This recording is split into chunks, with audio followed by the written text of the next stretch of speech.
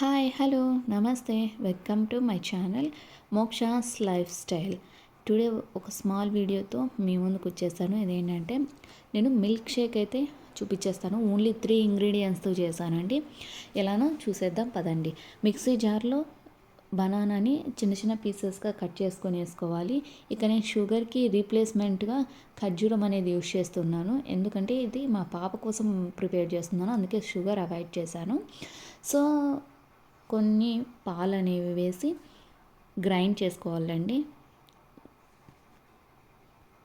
మా పాపకి బనానాస్ అంటే చాలా ఇష్టం అండి, అందుకే బనానా ఎప్పుడు తింటూ ఉంటుంది. సో దానికంటే ఇలా మిల్క్ షేక్ అయితే ఇంకా బాగుంటుంది కదా అని ట్రై చేశాను.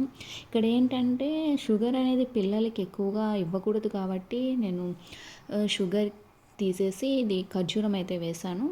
టేస్ట్ అయితే చాలా బాగుంది. మీకు ఇంకా కావాలనుకుంటే దీంట్లో జీడిపప్పు కూడా వేసుకోవచ్చండి.